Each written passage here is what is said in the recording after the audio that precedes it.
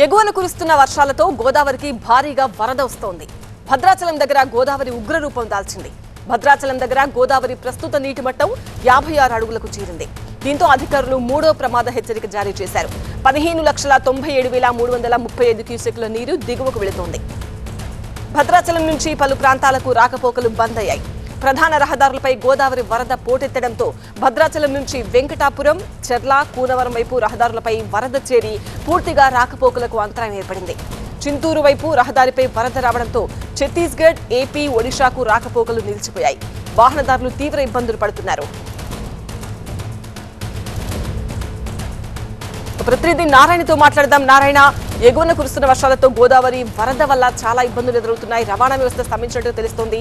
చాలా గ్రామాలకు రాకపోకలు బంద్ అయ్యాయి. ఈ పరిస్థితి ఇంకా ఎన్ని రోజులు ఉండొచ్చు? అధికారులు ఎలాంటి హెచ్చరికలు ఇస్తున్నారు?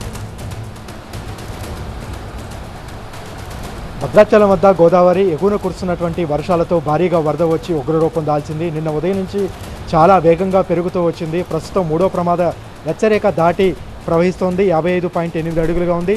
15,90,000 క్యూసెక్కుల నీటి ప్రవాహం దిగువకి విడుదల చేస్తున్నారు. ప్రస్తుతం అయితే ఇంకా మూడో ప్రమాద హెచ్చరిక కొనసాగుతుంది. అయితే కొద్దిసేపు నుంచి కాస్త నిలకడగా అయితే కొనసాగుతుంది. ఈ రాత్రి నుంచి స్వల్పంగా తగ్గుముఖం పట్టే అవకాశం ఉందనేది అధికారులు చెప్తున్నారు. రేపు ఉదయం నుంచి పూర్తి స్థాయిలో తగ్గుముఖం పట్టే సూచనలు అయితే కనిపిస్తుంది. ఎందుకంటే పైనుంచి వచ్చేటువంటి వరద తగ్గుముఖం పడుతున్నటువంటి నేపథ్యంలో రేపు ఉదయం కల్లా తగ్గుముఖం పట్టే అవకాశం ఉంది. ప్రస్తుతం 56 అడుగుల వరకు చేరుకొని నిలకడగా అయితే కొనసాగుతుంది.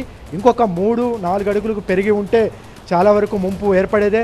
ఇప్పటికే ఏజెన్సీ వాసులు చాలా ఇబ్బందులు ఎదుర్కొంటున్నటువంటి పరిస్థితి ఉంది. ఎందుకంటే ఈ సీజన్లో ఊహించిన విధంగా ఒక్కసారిగా మూడో ప్రమాద హెచ్చరిక దాటి ప్రవహించడం కొంత ఆందోళన కలిగించింది. అయితే కాస్త శాంతించినట్లే కనిపిస్తుంది కాబట్టి ఊపిరి పీల్చుకున్నారు అధికార యంత్రాంగం. ఎప్పటికప్పుడు ఎంత వరద పెరిగినా దానికి తగ్గట్టుగా సన్నద్ధం అవ్వటానికి అధికార యంత్రాంగం అయితే సిద్ధమైంది.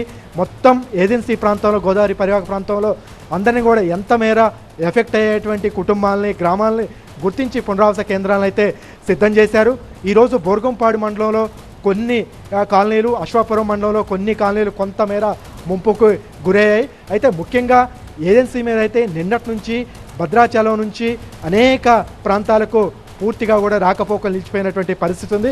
ముందుగా ప్రధాన రహదారుల మీదకి వరద ఎప్పుడూ లేనంత విధంగా 50 అడుగులకే వరద పోటెత్తడంతో భద్రాచలం నుంచి చెర్ల, దుమ్మగూడెం, వాజేడు, వెంకటాపురం వెళ్ళే ప్రధాన రహదారి మీద చాలా చోట్ల వరద నీరు చేరడంతో ఈరోజు ఉదయం నుంచి కూడా పూర్తి స్థాయిలో రాకపోకలు నిలిచిపోయాయి. ఇటు భద్రాచలం నుంచి కూనవరం, చింతూరు, ఛత్తీస్గఢ్, ఒడిశా, ఏపీ వెళ్ళేటువంటి ప్రధాన రహదారి మీద కూడా చాలా చోట్ల వరద రావడంతో ఇటువైపు కూడా రాకపోకలు నిలిచిపోయినటువంటి పరిస్థితి ఉంది. వాహనదారులు చాలామంది తెలియక వరద వరకు కూడా వచ్చి వెనక్కి వెళ్తున్నటువంటి పరిస్థితి అయితే నిన్నటి నుంచి ఇబ్బందులు పడుతున్నారు. అయితే ప్రస్తుతం నిలకడగా కొనసాగుతున్న పూర్తి స్థాయిలో వరద తగ్గే వరకు అధికారులు సూచనలు పాటించి అప్రమత్తంగా ఉండాలని జిల్లా కలెక్టర్, ఎస్పీ సూచించారు. వాస్తవానికి నిన్నటి వరకు కూడా వెలవెలపోయినటువంటి గోదావరి ఈ స్థాయిలో ఊహించిన విధంగా నిన్నటి నుంచి వేగంగా పెరుగుతూ మొదటిసారి ఈ సీజన్లోనే మూడో ప్రమాద హెచ్చరిక దాటి ప్రవహించడం గోదావరి పరివాహక ప్రాంత వాసుల్ని కొంత కలవరపాటుకు గురి చేసింది. ప్రస్తుతం అయితే నిలకడగా కొనసాగుతోంది. రైట్ నారాయణ.